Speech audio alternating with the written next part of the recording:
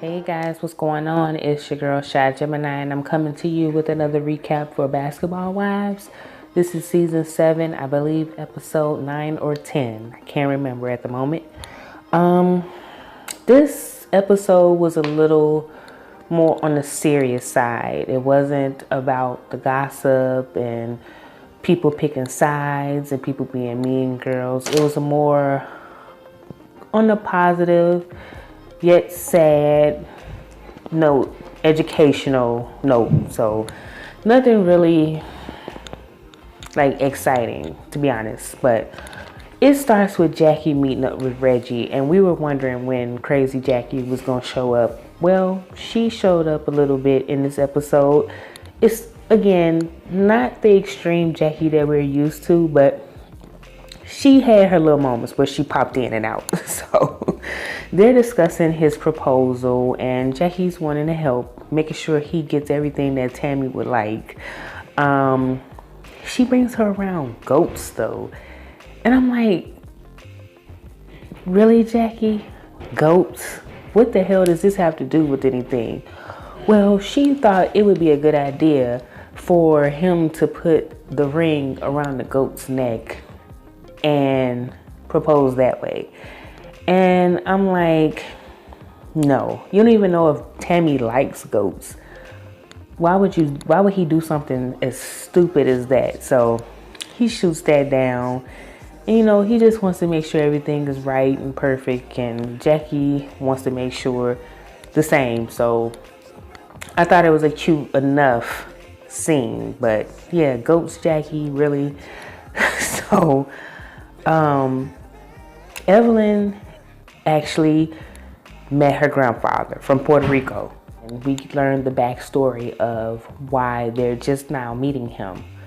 Her grandmother had a relationship with this boy, because I believe they were teenagers at the time. She got pregnant, never told him about Evelyn's mother. So they're just now connecting with him now. They took a DNA test and it was confirmed that was her grandfather. He's a cute old man. I just love to see seniors that just have their little cute ways about him. And he's cute and sweet enough. And they're going to actually go back to Puerto Rico and have a fundraiser to help with all the damage that took place after the hurricane. So a good cause, a good scene to see with Evelyn and her family, because we usually see Evelyn being in some mess, but this was actually refreshing to see her interacting with her grandfather. So Malaysia's at home with her two sisters and the kids. The kids are there for spring break, so I'm guessing they may live with their father. I don't know, but they're with her, and she's having a conversation with her sisters about the fact that her son Gennaro is now wanting to be more independent. He wants his freedom. He wants to be able to go places with her not constantly behind him. So she's having some anxiety about it because she thinks about her brother who was killed by the police. Well, we've heard the story before from Malaysia where her brother was approached by the police officers and they thought he had something in his pocket. Of course, the usual story. They were afraid, thought he was pulling for something, and shot him and killed him. So she has major anxiety about it, and she's honestly worried about bringing up her sons in this world right now with everything that's going on. So I totally get it. I have anxiety about the police, and I've never even had a traumatic situation happen to me, but it's just been, I feel like people have like PTSD when it comes to the police and just all of the violence that's taking place lately, even with like mass shootings and everything. You always feel like you're on edge. So I totally get it. So she's definitely going to have a conversation with him about why it's important that, when he goes places, he doesn't have the hoodie on. And I'm like, I get it, Malaysia, because I see so many young guys walking in the neighborhood and they have these hoodies on and they're covering their face and they got their hands in their pocket. And that's really their right. Especially if you're not doing anything wrong, that is their right. But again, we know we're dealing with these scary ass cops, and it's nothing against the police because I feel like we need them in the community. But you're dealing with these scary cops that are afraid, and I get it, and trigger happy. So the conversation definitely needs to be had. Jen and Kristen, they meet at a dog store. Really don't care, but they're talking about the fact that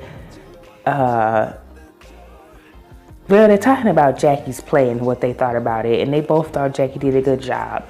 Then Kristen asked Jen about her in Malaysia, and Jen is basically saying she doesn't have a problem with Malaysia, but the problem is Jen don't know that Malaysia has a problem with her, or she doesn't get it. So she really said she ain't got enough time to worry about that. She got enough drama on her own. She has this drama with Tim and the baby making hips from Sweetie Pies, going back and forth to court, trying to get a permanent restraining order against him because the one she has now is temporary. She says Evelyn will be in Puerto Rico, basically, you know, doing what she said she's going to do as far as the fundraising. So she won't have anybody there with her for moral support. So, of course, Kristen offers her support and is going to come to court with her. And I'm like, of course. Like, Kristen, why are you trying to be friends with Jen? Like, why? So she's going to support her, and Jen appreciates that. So when Evelyn and her family go to Puerto Rico and they see the damage, and for Evelyn, it brought everything into perspective. Like, everything that they fight about, all the cattiness and the bickering and stuff really isn't worth it. When you have people that are suffering, that haven't had lights for months, no, barely food, no clothes, lost everything, and you're bickering with people. So I appreciate her just being in a moment and thinking about what her blessings are really about. So they're there, and while they're there, they go to the Boys and Girls Club, and she donates clothes to some of the kids that were there. It looked like mostly girls, but you can tell she was moved by the young ladies that she had met that day. So after that, they went to Evelyn's mom's family home, and her mom was a bit nervous because she hadn't been there since she left. And she was just nervous about what she was going to see as far as damage and everything. But everything seemed to be in working order. And the family was there. And it was a really good scene. It was a feel-good scene. They were singing and dancing. And Evelyn and her mom introduced her grandfather to the family. Because, again, everybody's just meeting him. He's just coming into the picture. So, really good scene. Evelyn is moved about, you know, seeing her mom and her grandfather interacting with each other. So I still ain't here for Evelyn, but I can appreciate that. So after Jackie then took Reggie to see the goats to use for the proposal, she actually takes some ring shopping because she feels she knows what Tammy likes. So she's still trying to get him to do these ridiculous proposals though. I think she even threw out a suggestion that he do it at a nudist beach or something, or be naked. And he was like, I'm not gonna do that. And then she said, well, what about, she said, he told her she likes crab. So she was like, what if you just put it inside the crab, and then when she busts it open, it's like, bam, the ring is there. She licks the ring and then puts it on. And I'm like, y'all, Jackie, the crazy Jackie, was making her appearance on and off in this episode. I'm like, I'd be mad as hell if he put my ring in a crab. What if I accidentally swallow it or bite it and break my tooth? Like, I wouldn't want that. But anyway, I give you an A for F for Jackie. So Jen goes to court, and she didn't get the permanent restraining order. And she's all distraught. Listen, I don't make light of anybody that has dealt with situations, domestic situations, where they felt like their life is in danger, and their life was definitely in danger. But I feel like Jen is full of it, and this is a storyline for the show. And if I'm wrong, Lord, please forgive me, but this shit seems fake as hell. Then she's standing there talking about how disappointed she is in the verdict. She's like, I'm just so like, my nerves, I'm just shaking. And then it was like, she was looking at her hand, like trying to make her hand shake. Like, it's not even shaking, like, girl. And from what people saying on social media, like, Timmy has moved on, got a whole nother girlfriend. He ain't thinking about Jennifer. So I just find this storyline kind of hard to believe. She's just so cold and just, she was trying to make tears. And I'm like, girl. But like I said, if it's a real storyline, then my apologies. But I don't believe it for a second. Jackie and Malaysia go for lunch, and Jackie gives Malaysia this gift, and it's a candle for when she starts having sex again. That wasn't even the weird part. The part that was weird was that Jackie told her when she starts having sex, she wants her to think about her and Doug. I'm like, so are you wanting me to get aroused, or are you wanting me to stop? Like, what are you trying to do here? Because if I think about Doug and Jackie, I'm gonna not want to do it anymore. So that wasn't a good thing to say. But Malaysia is telling her that she wants to do some activities with the kids while they're there, and basically also have a conversation with her son Gennaro about his interaction with the police because of what happened with her brother. And she told her she has anxiety when it comes to police. Jackie tells her she can relate because, you know, she has a 17-year-old boy, and she knows he has these different devices, and he has his hoodie on, and anything can happen. So she gets it, and she has a phobia about the police. Malaysia does. So Jackie suggests to her, maybe you should see someone to help you with that so you won't live like this. And Malaysia is like, well, I really don't know what to do, but I know definitely I want to have a talk with my son. So I really feel like Malaysia should get some type of counseling or talk to someone, because you don't want to live your life like that. You really don't. So I hope she does get the help that she needs. So Tammy and Reggie, this is another weird scene. They're barbecuing. The girls are there. And Larry starts asking Reggie, is he going to propose in front of Tammy? And I'm like, I get that they're not really into the traditional sense, but why don't he just put the ring on the table and just say, here, put this on? Because, I mean, you're telling all of the business, you're telling all of the secrets, the surprises or whatever that you had planned. He's telling her, yes, he's going to propose. Larry asked Tammy what she wants, and Tammy didn't know what to say. And then she asks Reggie too, do you have the ring? Reggie says he does have the ring. I'm like, so what's the point of trying to plan this elaborate proposal and you're saying everything in front of Tammy? Like, Tammy is looking like she's having doubts, and like she may not be so sure that she wants to do this. I don't know if it was the talk of it and like getting close to it that just gave her a pause, like maybe I don't want to do this or whatever. I just thought it was so strange though. So later on, when Jackie and Tammy meet up, Jackie has her meeting her at a bakery. I'm like, Jackie is doing too much. So are you the wedding planner now too? Like, what are you doing? So Tammy thanks Jackie for helping Reggie. She was like, I appreciate you stepping in, trying to help him, but she doesn't want to get married.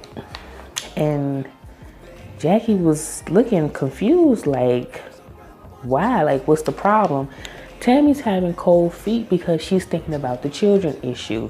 She knows Reggie wants to have children, but she has already tried 3 times to have a child, and she's had miscarriages.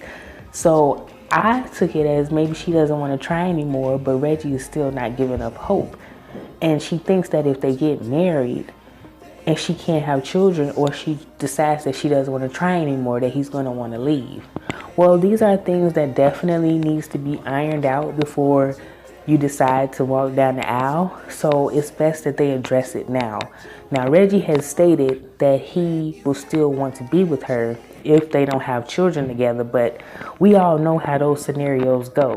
We just seen it with old girl from The Real and her husband.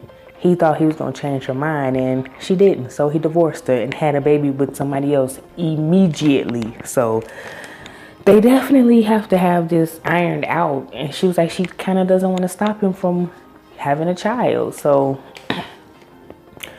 I just hate that they even got to this point, and now she's like, she don't want to get married. So it's a messed up situation. I understand what Tammy was saying, but I mean, y'all should have actually, honestly, after the third miscarriage, y'all should have talked about, okay, what's the plan? And Tammy, you should be honest with him, like, I don't want to try anymore. Like, I can't take the heartache. And you have that right. That's your body. I wouldn't want to go through that 3 times either. So y'all should figure that out, seriously. So Jen meets with a relationship expert, Spicy. Really don't care about that. She wants to have a healthier relationship with her friends and get a man. You could start by marrying for love and not for money. That may help. So, but I really don't care. You know, I don't give 2 shits about Jen. But Malaysia takes the kids out and they're doing go-kart racing. She pulls Gennaro to the side to talk to him about being a black man. And she tells him, again, keep your hoodie off. She said, you know I get nervous. You know why mommy gets nervous when you go to the store? And you could tell he's trying to understand where she's going. And so she says, when you see an officer, put your hands up. I've had this exact same conversation with my nephew.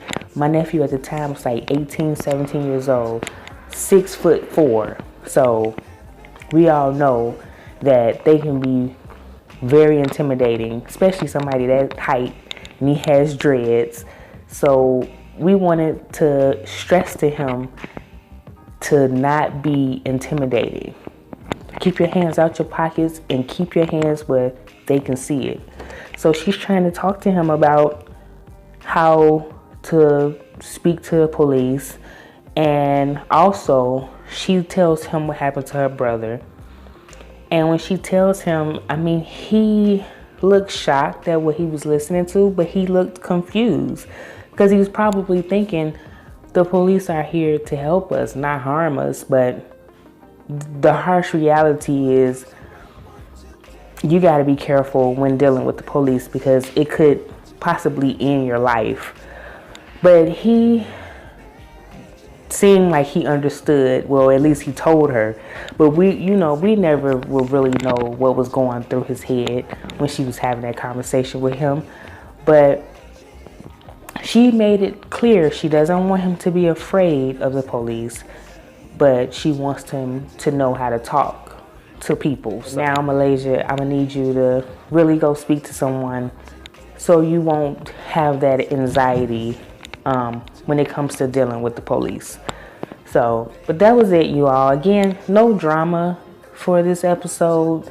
It was a positive one with Evelyn going to Puerto Rico and making donations, and then Malaysia speaking with her son about something that's very serious in the black community. So we'll be getting back to the drama actually next week, as we saw in the preview. But that's it, guys. I hope you all have a wonderful evening, and I will talk to you again soon on the next episode of Basketball Wives. All right. Bye.